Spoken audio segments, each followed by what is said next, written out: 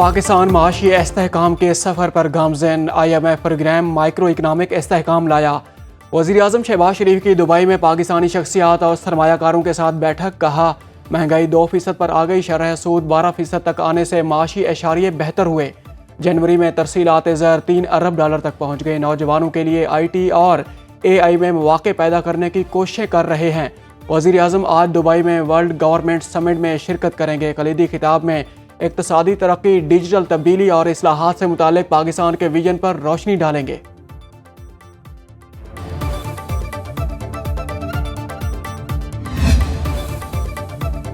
جنوری میں ترسیلات زر میں 25% کا بڑا اضافہ ریکارڈ۔ اوورسیز پاکستانیوں نے $3 ارب کا قیمتی زر مبادلہ بھیجا۔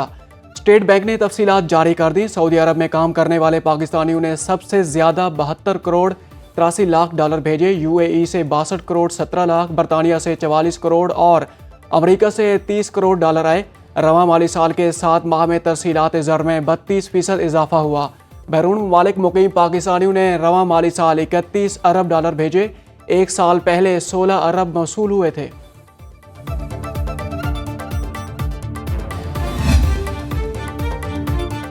صدر آصف زرداری کی لزبن میں اسماعیلی کمیونٹی کے نئے پیشوا پرنس رحیم الحسینی سے ملاقات۔ ان کے والد پرنس کریم آغا خان چہارم کی وفات پر تعزیت کا اظہار۔ صدر مملکت نے مرحوم آغا خان کی پاکستان اور انسانیت کے لیے خدمات کو سراہا۔ بولے پاکستانی قوم سچے دوست اور عظیم انسان دوست شخصیت سے محروم ہونے پر سوگوار ہے۔ صدر آصف علی زرداری کا پرتگال جاتے ہوئے ترکیہ میں مختصر قیام۔ استنبول ایئرپورٹ پر ترک ہم منصب رجب طیب اردگان سے ملاقات کی۔ دو طرفہ تعلقات اور باہمی دلچسپی کے امور پر تبادلہ خیال۔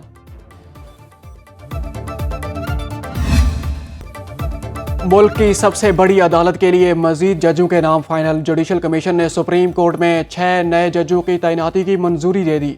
اسلام آباد، سندھ، بلوچستان، کوئٹہ اور اسلام آباد ہائی کورٹ کے چیف جسٹس شامل۔ اعلامیہ کے مطابق چیف جسٹس آف پاکستان یحییٰ آفریدی کی زیر صدارت ہوا۔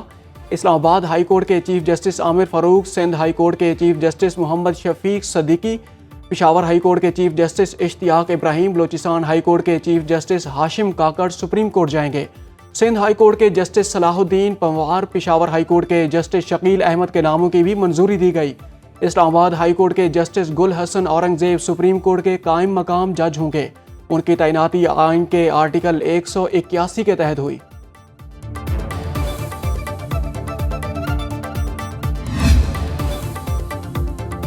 جوڈیشل کمیشن کے رکن جسٹس منصور علی شاہ اور جسٹس منیب اختر نے اجلاس کی کارروائی روکنے کا مطالبہ کیا، پھر اپنے خط کا حوالہ دیتے ہوئے اجلاس کا بائیکاٹ کر دیا۔ جوڈیشل کمیشن میں اپوزیشن کی نمائندگی کرنے والے بیرسٹر گوہر اور علی ظفر بھی اجلاس چھوڑ کر چلے گئے۔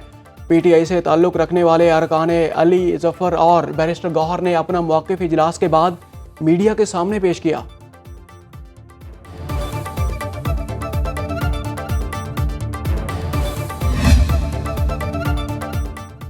سپریم کورٹ بار اور پاکستان بار سمیت وکلاء کی نمائندہ تنظیمیں جوڈیشل کمیشن کے فیصلوں کے ساتھ کھڑی ہو گئیں۔ ملک کی 6 بار کونسلز نے مشترکہ اعلامیہ جاری کر دیا۔ کہا وکلاء کے منتخب نمائندے آزاد عدلیہ کے ساتھ کھڑے ہیں۔ 26ویں آئینی ترمیم قانون کے مطابق منظور ہوئی۔ وکیلوں نے ایکشن کمیٹی نامی نئی تنظیم کی جانب سے اسلام آباد کے سرینا چوک احتجاج میں شرکت نہ کی۔ کچھ دیر تقاریر کے بعد احتجاجی ٹولہ واپس روانہ ہو گیا۔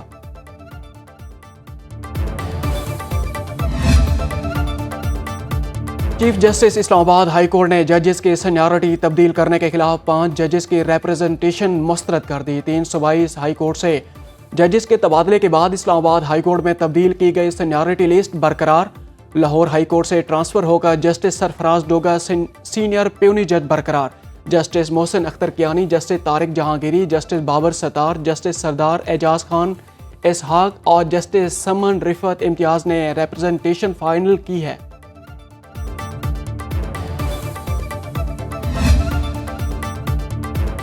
اسلام آباد ہائی کورٹ کے جسٹس بابر ستار اور جسٹس سردار اعجاز اسحاق سے قانونی امور کی ذمہ داری واپس لے لی گئی۔ ایڈیشنل جج جسٹس راجہ انعام امین منہاس اسلام آباد ہائی کورٹ کے قانونی امور کے جج مقرر کر دیے گئے۔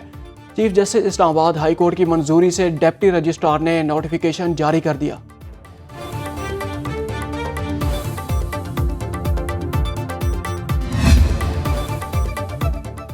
لاہور ہائی کورٹ میں تعینات ہونے والے 9 ایڈیشنل ججز نے حلف اٹھا لیا۔ چیف جسٹس عالیہ نیلم نے ایڈیشنل ججز سے حلف لیا۔ جسٹس حسن نواز مخدوم، جسٹس وقار حیدر ایوان، جسٹس سردار اکبر علی شامل، جسٹس احسن رضا کاظمی، جسٹس جاوید اقبال وینس اور جسٹس جواد ظفر نے حلف اٹھایا۔ جسٹس خالد اسحاق، جسٹس اویس خالد اور جسٹس سلطان محمود حلف اٹھانے والوں میں شامل۔ جب بھی نون لیگ کی حکومت آتی ہے ملک میں ترقی لاتی ہے۔ نواز شریف کی لاہور ڈویژن کے ارکان اسمبلی سے گفتگو، کہا ڈی ریل نہ کیا جاتا تو آج پاکستان کہیں آگے ہوتا۔ مہنگائی میں کمی سے عوام کو سکھ کا کچھ سانس آیا ہے۔ وزیر اعظم شہباز شریف اور وزیر اعلیٰ مریم نواز نے عوامی خدمت کی نئی روشن مثال قائم کی۔ پنجاب میں میرٹ پر یکساں اور معیاری ترقی کا سفر آگے بڑھ رہا ہے۔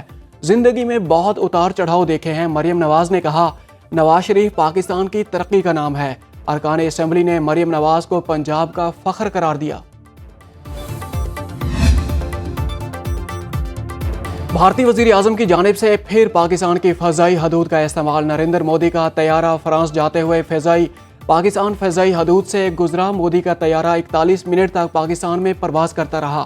طیارہ 1 بجے پاکستانی حدود میں داخل ہوا۔ بھارتی حکومت نے پرواز کے لیے پاکستان سے پیش کی اجازت لی تھی۔ مودی نے روایت کے برعکس پاکستانی حکومت یا عوام کے لیے خیر سگالی کا کوئی پیغام نہیں دیا۔ غیر قانونی طریقے سے یورپ جانے کا خواب چکنا چور۔ لیبیا کے ساحل پر ایک اور کشتی حادثے کا شکار۔ کشتی میں پاکستانیوں سمیت 65 مسافر سوار تھے، 10 لاشیں نکال لی گئیں۔ ترجمان دفتر خارجہ کے مطابق طرابلس میں پاکستانی سفارت خانے نے لاشوں کی شناخت کے لیے ٹیم زاویہ ہسپتال روانہ کر دی۔ لیبیا کے جنوب مشرقی صحرا میں 2 اجتماعی قبروں سے 50 لاشیں برآمد۔ حکام کے مطابق انہیں انسانی اسمگلروں نے گولیاں مار کر قتل کیا۔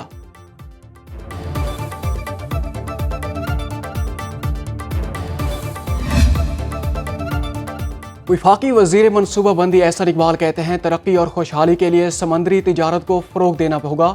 اڑان پاکستان منصوبے میں بلو اکانومی کو خاص اہمیت رہی ہے۔ پاکستان بحریہ کے زیر اہتمام امن مشق کے چوتھے روز امن ڈائیلاگ سے خطاب، بولے امن مشق اور ڈائیلاگ سے ایک دوسرے سے تجربات سے مستفید ہونے کا موقع ملا۔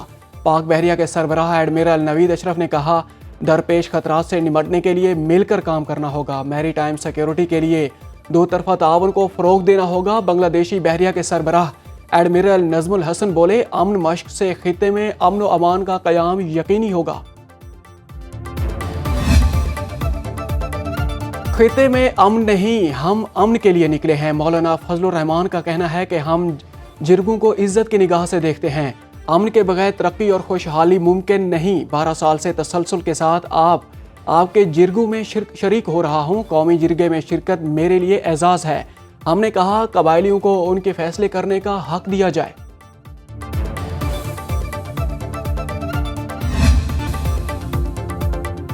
ملٹری کورٹس میں سویلینز کے ٹرائل کیس میں فریقین کے وکلاء کی غیر حاضری پر عدالت برہم۔ جسٹس جمال مندوخیل کہتے ہیں لگتا ہے وکلاء چاہتے ہیں لوگ قید میں سڑتے رہیں۔ سلمان اکرم راجہ کے معاون وکیل نے بتایا کہ ٹریفک جیم کی وجہ سے وہ عدالت نہیں پہنچ سکے۔ جسٹس جمال مندوخیل بولے گھر سے آدھا گھنٹہ پہلے نکل آتے تو پہنچا جا سکتا تھا۔ خواجہ حارث اور باقی لوگ پہنچ گئے، آپ بھی آ گئے ہیں۔ وکلاء ٹھیک ہے، وکلاء نہیں چاہتے تو کیا کیا جا سکتا ہے؟ جسٹس امین الدین خان نے کہا فریق مقدمہ کے وکلاء سے کوئی دلائل دینا چاہتا ہے تو دے سکتا ہے۔ عدالتی عملے نے بتایا کوئی وکیل موجود نہیں۔ وکلاء کی عدم پیشگی پر سماعت بغیر کارروائی ملتوی، آج پھر سماعت ہوگی۔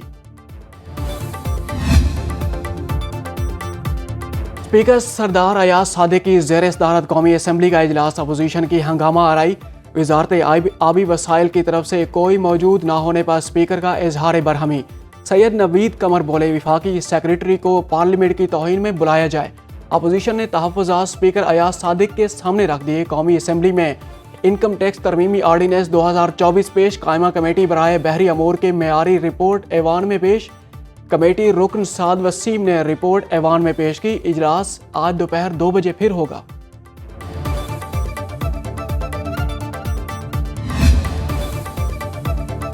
مفت ویل چیئر اور اعلی سماعت کے لیے درخواستوں کی وصولی، پنجاب میں خصوصی افراد کے لیے معاون آلات کی فراہمی پروجیکٹ کا آغاز۔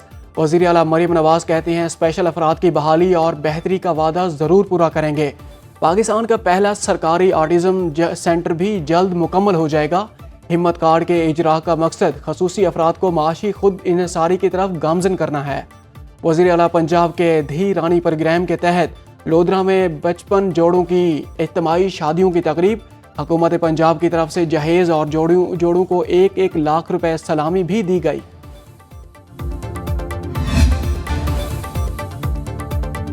نارتھ کراچی میں قتل کیے جانے والے 7 سالہ بچے سارم کے کیس میں تفتیش کا عمل جاری۔ پولیس کو 18 افراد کی DNA رپورٹس موصول۔ تفتیشی حکام کے مطابق حراست میں لیے گئے تمام مشتبہ افراد کی رپورٹ منفی آئیں۔ پولیس کو کیمیکل ایگزامینیشن رپورٹ کا انتظار ہے۔ DNA رپورٹ بچے سے ملنے والے نمونوں سے مماثلت نہیں رکھتے۔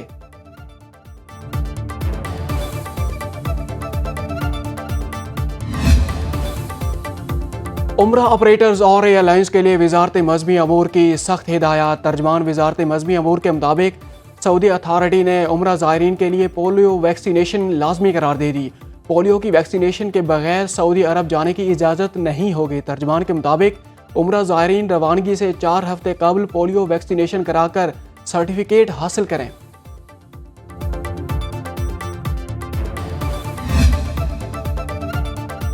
سوات کی وادی کلام نے برف کی حسین سفید چادر اوڑھ لی۔ بڑی تعداد میں سیاحوں نے کلام کا رخ کر لیا۔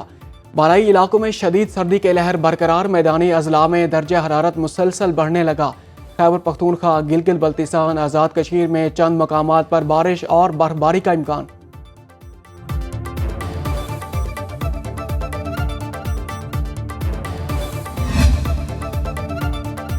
ڈپٹی وزیر اعظم اسحاق ڈار کا سعودی عرب اور ملائیشیا کے وزرائے خارجہ سے ٹیلی فونک رابطہ۔ مشرق وسطیٰ کی صورتحال پر تبادلہ خیال۔